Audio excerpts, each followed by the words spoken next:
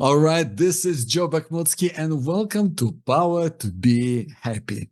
This is the podcast where we hold a frank and candid conversation about healing from trauma.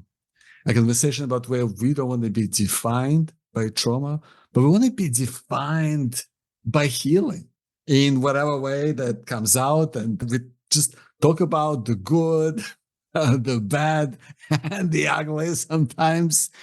And one of the things that is so beautiful is being on this journey, finding your own way and trying to figure it out, but also seeing other people on this journey and sometimes supporting each other, being on this journey.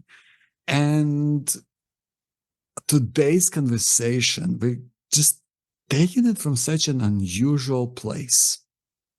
There's a program called Left, Right Hook, and it's incredibly unique because it's new, but it's a program that helps survivors of sexual abuse heal in a very unique way because it brings together this creative writing aspect and also like boxing, like a trauma-informed approach to really help people just reclaim their bodies and rewrite their lives. And right now, we've got this incredible journey of being with kind of this small group of us becoming facilitators of Left Right Hook. And it's just something really magical. Being on this journey together because we're learning so much about ourselves and the program and how it works and kind of how whole trauma informed things comes together with our own lived experience. And so I just like here wanted to really explore that and dive into in like just making sense of our own experience, right? Because that's what it's about. So today I've got a special guest, Danielle, who is on this program with me, and we're doing this program together. So today we're just talking about, what this program is all about, our learning journeys, talking about, how we see life, how we see trauma, how we see healing. So I think it's going to be a really exploratory conversation, which I'm super excited about. So Danielle, welcome to the conversation. Hi, Joe. Good day. Good to be here. Yeah, so great to have you. So, Daniel, tell me, how did you first find out about Left Right Hook, and what kind of drew you in? Well, I first heard about. I work as a mental health professional in a large, what we call an area mental health service here in Melbourne, and I work in the mental health department there. And we've got a growing and expanding lived and living experience workforce, and courtesy of the Royal Commission, that professional field has a proper structure now, and so they have directors and managers and all those normal kinds of things when you have a professional group. And one of the director there mentioned in one of the meetings that we had, I can't remember what the meeting was about, but there was this program that combined boxing and writing. And I thought, yeah, that sounds really interesting, but I haven't got time to go and check that out. But it probably kind of, wormed away in my brain. And then at another meeting about something completely different, I heard a colleague was going to a forum by Donna, the founder of Left Right Hook. And then suddenly I was really jealous. I was like, damn, why is she going? Why aren't I going? I want to go. But anyway, we got to have a forum with Donna. And of course, that was really inspiring, and really it just sort of made so much sense, connected a lot of things from my past and my present. And I really, really wanted to be involved. Yeah. Yeah, that's fantastic. And I should probably also share a little bit of my story as well, Danielle. Is like for me, I met Donna almost through a slightly different pathway. I was writing a play about memory, and I was just kind of really drew into just this really difficult time in my life when the war in Ukraine started, because that's where I'm from. And I had all of these really difficult feelings come up and emerge from somewhere deep within, and they were kind of taking over. And I guess my writing was a way of trying to deal with that. And I just almost by chance reached out to Donna because I saw the program that she was doing, and I was like, listen, I was hoping maybe you could, give me some feedback on the draft of my play. And it's like the way often I feel like things happen in life, Daniel, where you're seeking to do this one thing, and then it morphs into something completely different. I wanted to get feedback on my play, and what I got was, a just total transformation, because meeting Donna was just this incredible experience where it opened me up to my experience of going through rape as a child. And for the first time, I was able to talk to someone about it and start to see myself in a different light. And when Donna said, "You're a survivor and we need to hear your voice," like that's just brought up this kind of a new identity in me. And I guess I went on and started my own journey, which is where I am now.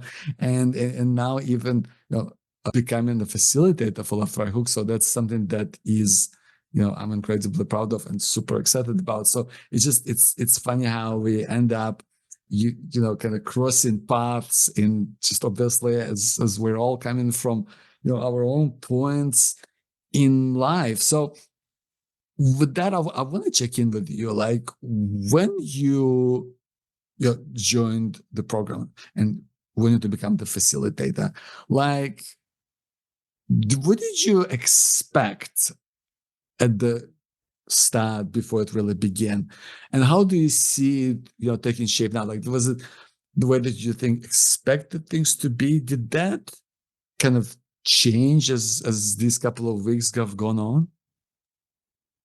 It's probably a bit embarrassing. I have to sort of self-disclosure. Sometimes I kind of don't think things through. I just get this feeling like, wow, this is amazing. I'm going to do that, or I want to do that, or I don't want to miss out. I must do that. And that's, I think, very much what that was like. So I just thought it was going to be amazing and great. And it probably was.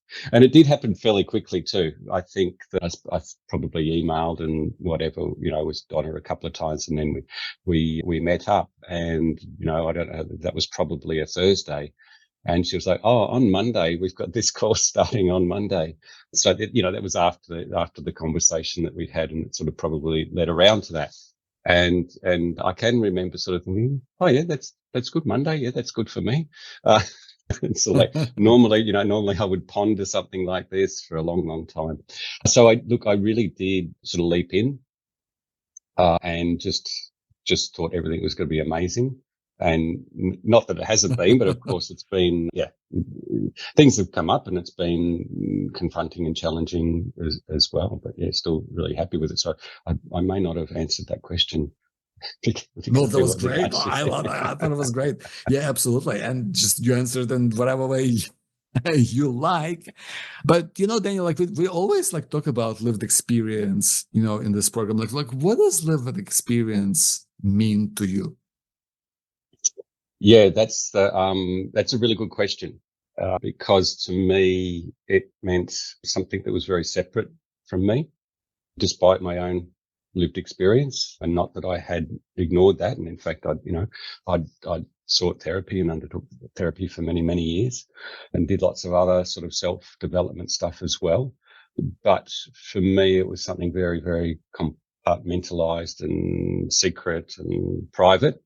And then working as a professional in mental health, going back, particularly, it was, you didn't share details about yourself. You didn't talk about your own things. That's softened and changed. There's a few modalities that now, include some of that, but certainly not the sort of self-identification and self-disclosure that comes with, being a peer, working as a peer, or, explicitly identifying your own lived experience. So, and in fact, I I think it was probably just after started with left right hook in a conversation I had with Donna, and I was at a mental health conference. It was actually a suicide prevention conference in Melbourne, and they, after the first day, this sort of thing. There's usually a function, and I was talking to people, and ended up talking to a small group of people, and they were all from a couple of different places, but all lived experience, either carer or consumer in terms of mental health or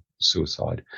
And then they said, "What do you do?" And I said, "Oh, well, I'm a clinical psychologist," and not in a joking way, not in a hostile way. But they said, "Oh, you're one of them," and it did bring a bit of a curtain down. And I was a bit taken aback. I mean, I guess I knew it was coming, but also part of my brain is going, it's kind of like, I don't know, in a movie when you're behind the glass and they can't hear you. I was going to go, well, hang on, I kind of am. I am. Mm-hmm. So, don't exclude me. And so that prompted a lot of thinking. I pursued something as a result of that didn't end up panning out, didn't eventuate. There was actually someone else at the conference I was wanting to perhaps come together with and say, "Hey, look, I've got this dilemma actually, because I'm wearing this big badge that says I'm a professional and I'm not lived experience, and I don't feel like that really describes me. And how do I actually use those other aspects? Yeah, how do I go into any situation not withholding a part of myself and my experience?" So that was one of the things that was really primed, I suppose, when, as I said a couple of minutes ago about, encountering left right hook, it was kind of like one of those sort of Tetris puzzles or something. Like there was a gap sitting there, and left right hook came along and it fit perfectly, and I'm like, bang, okay, we're away. So yeah, in terms of me identifying that's brand new. And I thought about it a couple of ways. And one of them was I used to think, oh, it's like I'm walking down the street and I've turned a corner, or I've, going along through life and then a door opens and you go through it. And that sort of captures it, Joe, but not completely for me. And again, I don't know if it's the suddenness. It wasn't planned. It happened so quickly, but it was actually, if I analyze that a bit, that's sort of like almost the initial gestalt, but there's something missing. And I thought, it's just like I'm walking down the street and then just suddenly the whole world changes. Because if you turn a corner or go through the door, something happens, there's a door opening, you make a decision. Oh, I'm turning left. It felt like I didn't make a decision. It felt like just something happened. Yeah, that's so fascinating, Danielle. I love hearing that, because I love the turning the corner metaphor. That's really cool. And yeah, it's just like it's a I feel that there's, for me, it's been more a realization rather than maybe a decision that that this, Yeah. right? Just like, does that resonate with you? Yeah. Yeah. I was talking about, being stuck behind the glass and they can't hear. And so, I guess talking about walking down the street, I suppose if I were, and I'm not a filmmaker, if I did try and film it, like at one point, one foot would lift off the ground and it's not there. And by the time that foot hits the pavement, it almost hits in slow motion, and then bang, everything's different, and you can't go back. Everything's transformed. Yeah, that's so beautiful, because that moment of transformation, that's what we're talking about, right? It's something that happens so quickly, and it's like, like the veil has been lifted, right? Like, I feel like I was been in a space my whole life where I was trying to hide a part of me, like that it was,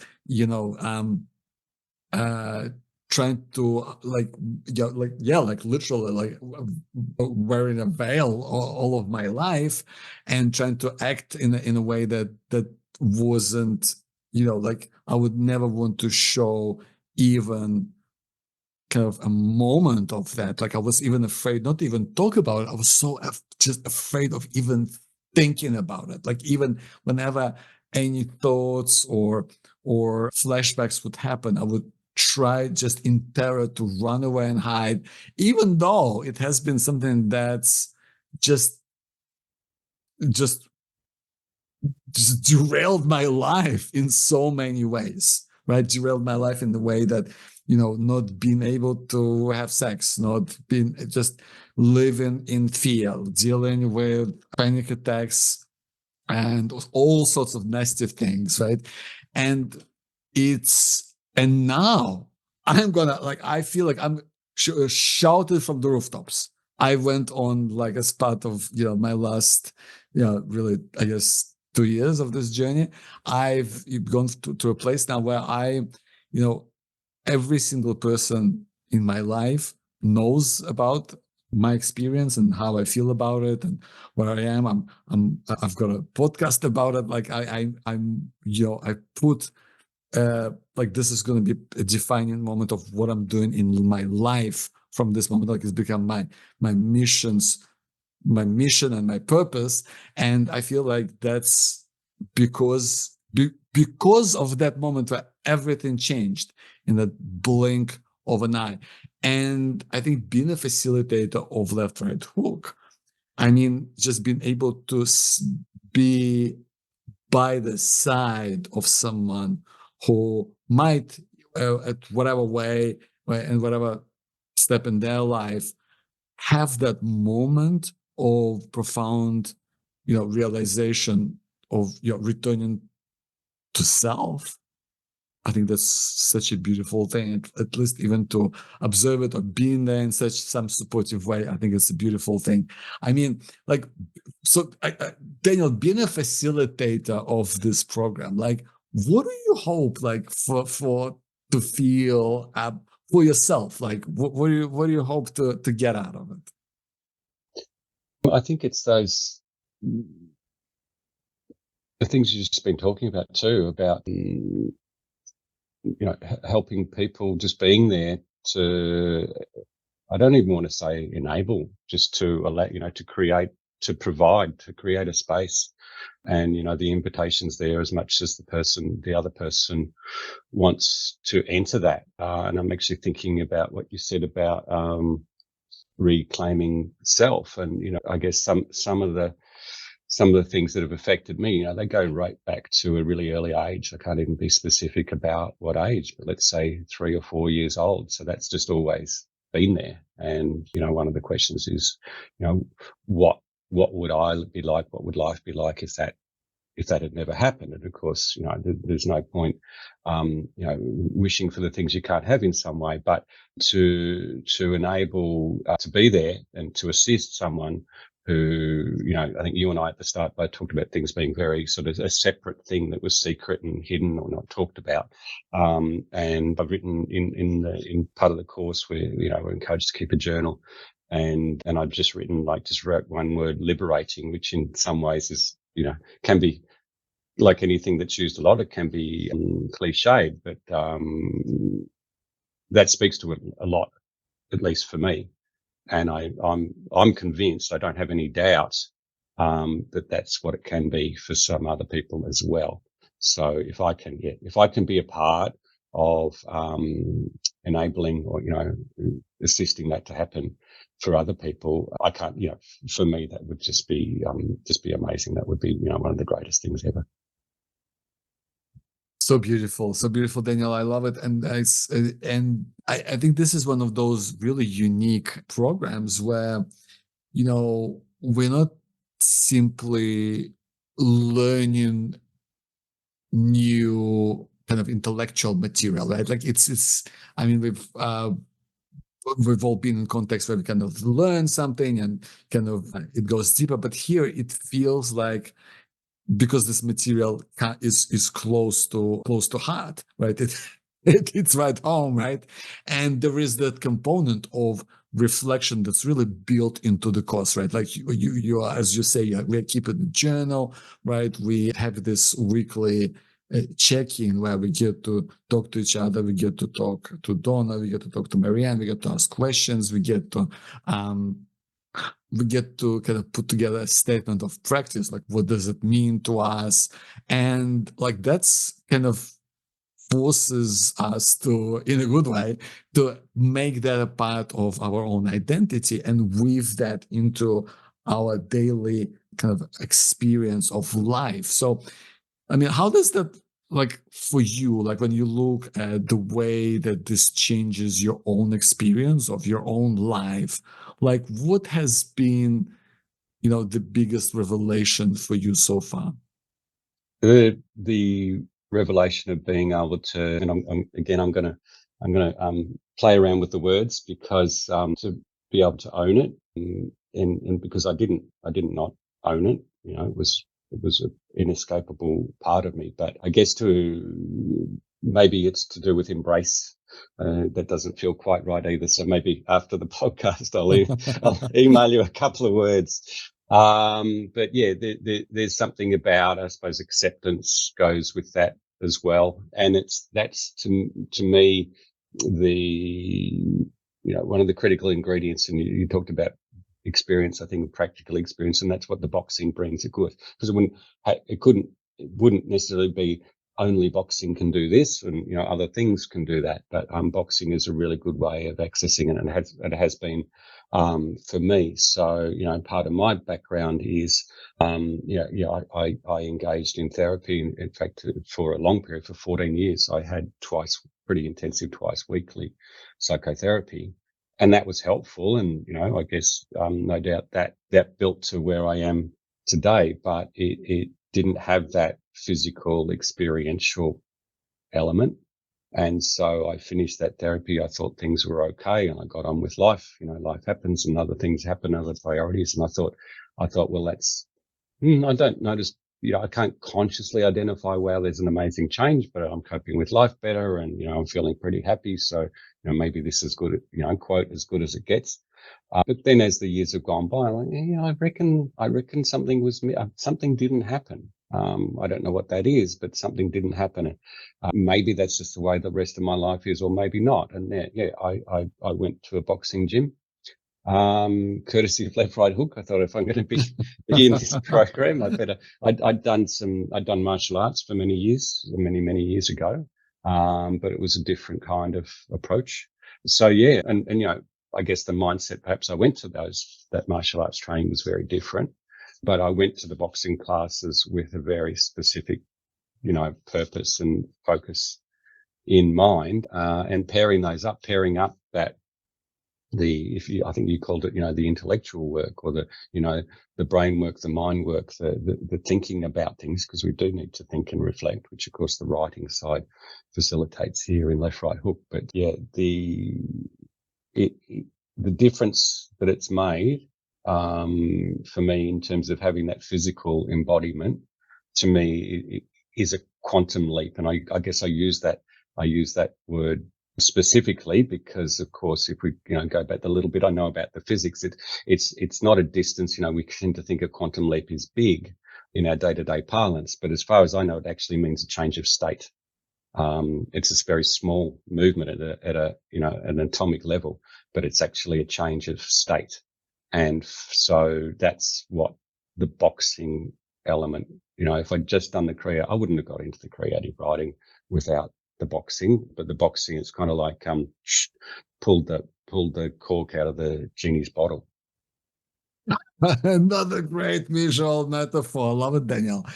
For me, one thing that I started doing also in kind of inspired by Left Right Hook is I've got a 10-year-old son, and we started this kind of morning routine trying to get fit, and as part of that routine, like we play a little bit of soccer, we do like push-ups and stuff, and we also do boxing, right? So as in, like, he's like doing the boxing and I'm the one who's kind of holding the pads for him and kind of guiding him through it. And this been a cool experience, right? Because I'm almost like a coach, but obviously I have no idea what I'm doing, right? So I'm just kind of working it out as we're going along. And I think the idea of just all of those elements do come up, right? Like being encouraging, everything is okay, right? We're not trying to get to some sort of an outcome, right? It's not, and that's for me being you know, a, a realization about boxing, but also so much about life, Daniel, is, so much of my life I've focused on, like looking at life like a checklist. Have I done this? Have I done that? Have I, and what's gone missing was that enjoying the process and being really immersed in the process and doing it in a way that really just I feel like really brings me and draws me into that moment. And I feel now today and going through left, right hook, but also, just being a part of my life, I feel so much more like being in the moment and in the way that I consciously try to do things. Like I focus on like, and I have to like, it's hard work for me. Like I have to kind of really draw myself even from the morning, from the way that I get up, from I do this, this morning routine where I do this like 10 minutes play, right? Which I embody myself. And it's something I wrote. And I'm moving, I'm jumping around, and like I'm doing this in my garage so it doesn't look too crazy. So it's okay. But I'm bringing myself into the moment and into my body, which has, again, for me has been a discovery, because for most of my life, I feel like I've recently watched the movie called Being John Malkovich. Have you seen it by chance? Yes, yeah. I saw it when it came out many years ago. Yeah.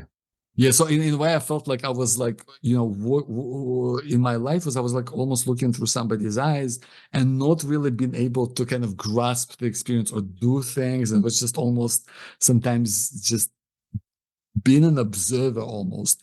And now being able to do this, as part of my body, just in this session today, weekly check-in, we talked about like, what does embodiment even mean? And to me, like, it just literally means, and I'll use your word own, like owning your body, right? Owning the body that you have, owning the movement, and just knowing it's there, right? Like that's one of the like things that boxing can give us, is that connection with that sense of body and moving around as well, right? So for you, what does like that whole embodiment bring up for you? I like what you said there about the checklist, and being, um, my words, I think not yours, but yeah, just being disconnected. Like I've got a life, but I get up in the morning and I make a checklist, and so these are the things that I'm doing. And I think for a long time I would never complete the checklist, but also like you complete the checklist. And it's like I complete the checklist and I'm sitting on the beach. And so what? Like, wow, what do I do now? I'm sitting on the beach kind of thing. Like I've done everything and got to the end, but I still don't feel quite right. Something's missing or whatever it might be. And actually it's not not a critical comparison, but and even this morning I was at a boxing class this morning, and, one of the regular exercises is that you're punching on the punching bag. And well, I forget what they call it right now, but it's freestyle. Like there's no instruction. It's just you punch the bag, and I only know three punches, Joe. The guys that know what they're doing, bang, bang, bang, bang, bang. And I thought, and because in the martial art that I learned, this is a great way to learn as well. It's just a different way, but there's some structured movements. Like, so, if you think about a choreographed dance, or, and in fact, in Japanese martial arts, which was, they call them kata, like there's a set sequence of moves that you're doing. And when I was doing that, I needed that because I couldn't think what move to do. So thank goodness someone had written this long list of all these different katas, because then I could learn them. Whereas in boxing, I feel like, I literally feel like stopping and go, you do realize, like, I don't know what I'm doing here. And for 3 minutes, I've got to punch this bag. But to me, it connects with what we've just been talking about. That you described in different ways this experience of like, oh well, I sort of said I've probably got 3-4 different types of punches I can do them with my left hand and my right. So yeah, I'm having to navigate that myself, and I'm actually feeling okay about it. I'm fine about it, and that's sort of revolutionary. That's so different for me, and to me, that's these themes of what's this embodiment. Love hearing that, Danielle. One Is there answer anyway, Joe. Sorry. That's no, one no. answer. No, that's an awesome answer, and I think this is what I love about the program, right? Because it just brings stuff that you might not have known that was there, or at least I didn't know that was there, you know. And I guess that's something I want to bring up as well and check in with you. Like, has there been like a stumbling block that you've come across in some way, and if so, how did you deal with it? Well, there was, and it was when we started the course, and I thought I was doing this. It's a closed group. It's knew there'd be the information's confidential, that kind of thing. And then there's part of the course is it's online, introduce yourself. And I'm looking through, and I'm looking at the other names, and I'm about to write my intro, and bang, there's this name on the screen of someone I know, and it's like, wow. I wasn't expecting that here. So I had this real, tussle for a little while. I mean, it was probably only sort of 12 hours or 48 hours or something, but it was like, whoa, suddenly this is real. Like I thought it was real. And I thought, one of the earlier questions, about what did I expect? And I didn't expect anything. I just jumped in. And until then, I think it probably was a little bit, and again, not in a bad way, but I just thought, oh, okay, this is a fun expedition. I'm going off on an expedition. It's going to be fun, And then when I saw this person's name on the screen, nothing about the person, it's just it was someone I knew, in a whole nother context. I'm like, wow. And Joe, it was about a week before I realized that they might have the same experience about me. I was so caught up in my own, oh my God, there's someone, this person's going to know. They know people I know.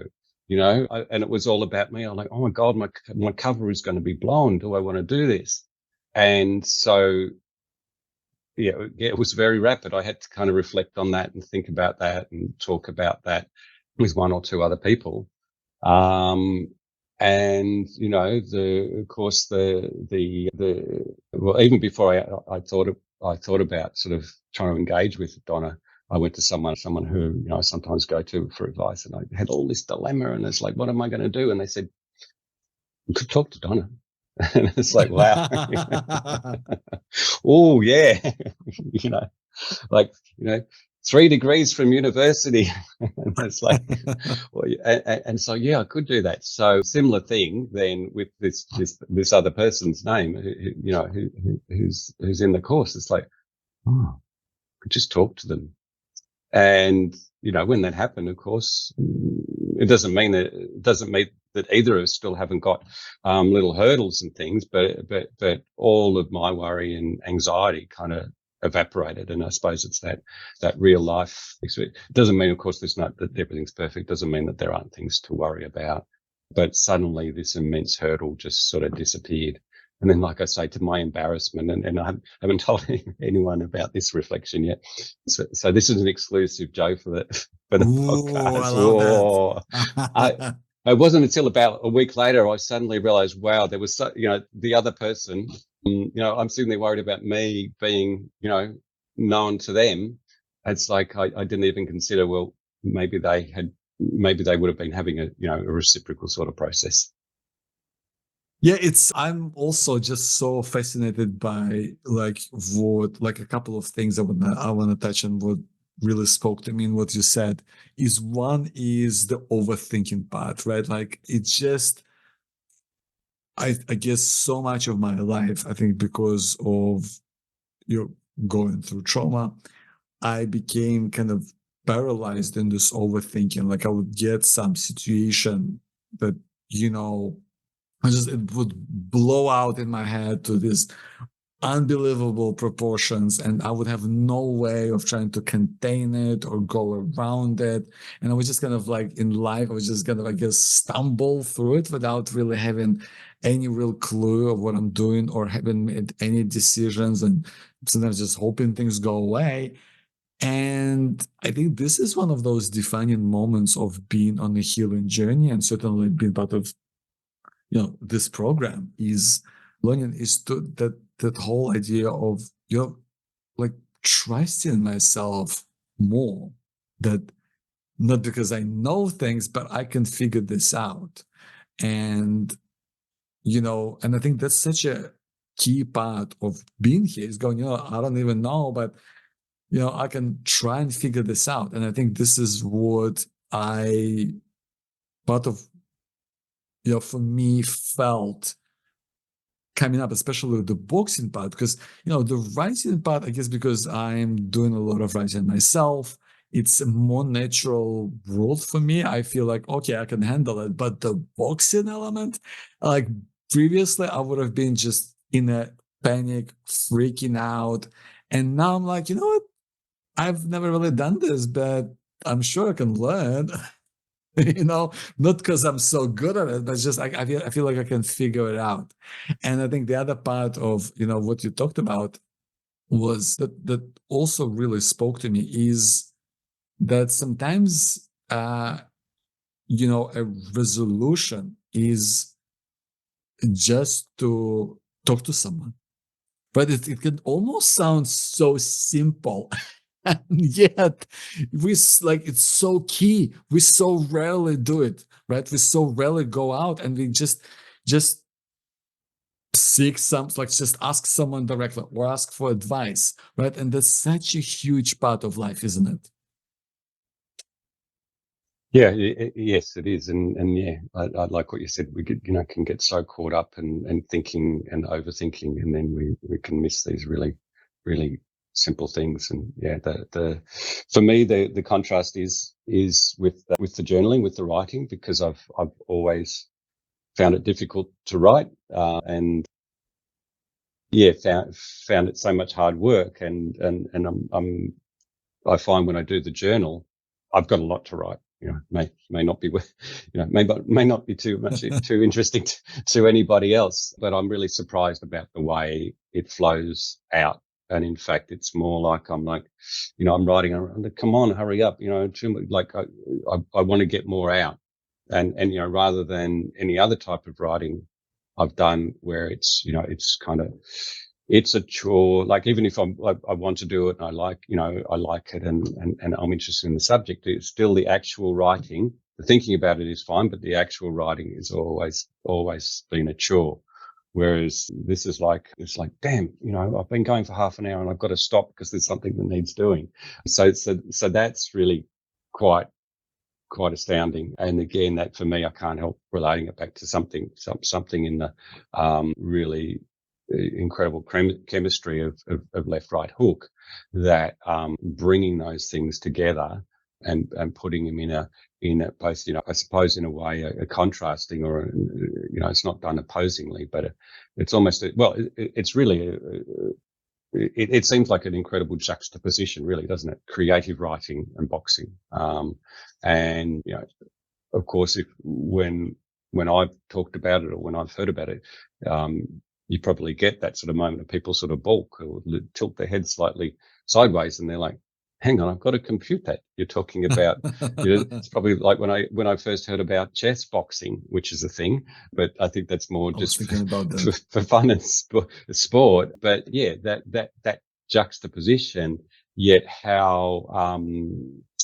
amazingly it can work to bridge across, to bring those things that are in boxing, that are in that physical experience, as well as those things that are from the reflective, but also the expressive, isn't it? Because I suppose that's the writing is expressive, and so yeah, it is amazing the way that they complement each other. That was so beautiful, Daniel. And just want to close off on the last question. I want to ask, what is something that you really did not expect to grow out of this experience with left right hook. What is the one thing that you, I guess, will be taken away from this program and taking it, into your life moving forward from now? Look, I'll put in another disclaimer, and this is not the only one, I'm sure. This is the one that comes to mind. It's the one that's really present at the moment, is the energy that I've got. And so maybe, look, some of my pondering on that is, it's pretty obvious supposition that previously so much energy was that dragging myself through life. And somehow, this quantum shift, I feel energetic, I feel energized in a way that I never have before. So I'm just hoping that lasts, or at least, some of that lingers for a long, long time. But that's the most surprising thing. That is another exclusive, Daniel. I've copyrights in that, but I loved hearing that, because that's the energizing bit is something that I felt as well. Because I remember I was telling someone about, me doing this program, and they kind of looked at me and goes like, "Oh, is it gonna be, that gonna be a bit, kind of drag you down?" And yeah, I feel that it's totally the opposite. It's uplifting. It's for me personally, for my own experience, for connecting with others, and being in a place where I can, be by the side of someone who's, going through their own experience of their own journey of healing, wherever they might be, it's incredibly energizing. So thank you so much for sharing that, and thank you for being part of this conversation. Yeah, no, thanks for the opportunity. Thanks, Joe. See ya.